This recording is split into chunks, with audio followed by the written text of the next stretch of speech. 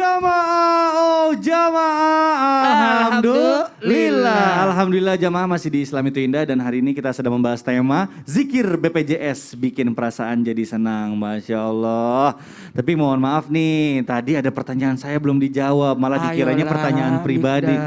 Ustadz, ini tuh kalau saya bertanya di sini itu saya tuh mewakili jamaah yang ada di rumah. Ustadz, tahu nggak sih sekarang tuh ya minyak lagi mahal. Terus juga bukan mahal, susah didapetinnya. Gas juga pokoknya serba apapun tuh sekarang lagi naik gitu ya. Banyak teman-teman kita juga lagi ada kesulitan karena juga sakit gitu ya. Nah mohon izin, kalau saya tuh ngeliatin Ustadz Maulana tuh kayaknya happy terus, senang terus. Saya tuh pengen tahu sih rumusnya apa. Apakah ada gak sih zikir yang bisa kita baca agar kita itu terlepas dari segala kesulitan yang sedang kita hadapi? Mau. Ada zikirnya. Saya izin, saya langsung aja. Satu hal buat kita, buat semuanya yang lagi nonton. Ayo sama-sama baca. La ilaha illa anta. La ilaha illa anta. Subhanaka. Subhanaka. Inni. Kuntu minadh dhalimin. Kuntu minadh dhalimin. Saya rasa ini doanya, zikirnya ini pasti semua pada hafal.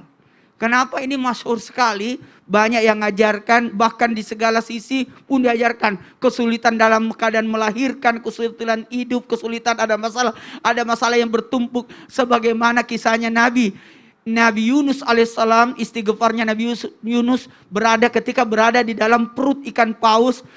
Kesulitan yang bertumpuk berada di dalam perut ikan, di dalam ikan paus itu membawa lagi ke dasar lautan di tengah malam. Ya Allah, di tengah lautan, di tengah malam, sekali lagi, di tengah lautan, di tengah malam, di dalam ikan paus. Lalu di dalam perut, di dalam lautan ini, dasar lautan di bawah. Itu luar biasa. Maka ini kalau mau ambil redaksinya berada dalam surah Al-Anbiya atau surah ke-21 di ayat 87. Silakan dicatat di surah Al-Anbiya atau surah ke-21 di ayat 87. Apa maknanya? Apa artinya? Tidak ada Tuhan selain Engkau, Maha Suci Engkau. Sungguh aku termasuk orang-orang yang zalim. Pengakuan. Kadangkala kita ini tidak mengakui masalah. Bagus itu kalau kita curhatnya kepada Allah. Jangan curhat sama manusia. Bisa bocor. Gak boleh ya curhat sama Justru manusia. menambah masalah nanti. Bukannya selesai masalahnya malah nambah masalah baru Nambah ya. masalah banget. Jadi bagusnya itu curhatnya sama Allah. La ilaha illa anta subhanaka inni kuntu minadh dhalimin. Apa artinya? Untuk menghadapi kesulitan yang berlarut-larut, maka kita kembalikan kepada Allah. Pengakuan atas kemampuan kita.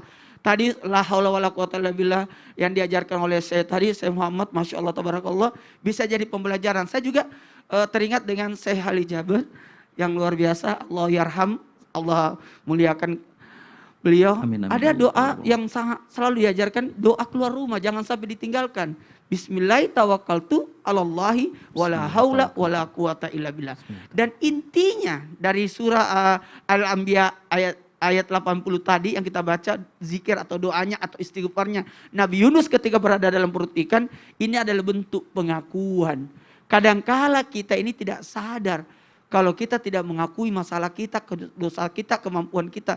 Kita kadangkala gimana ya, selalu berbangga diri, selalu merasa lebih hebat, lebih benar, keputusan kita sudah benar, sudah tepat.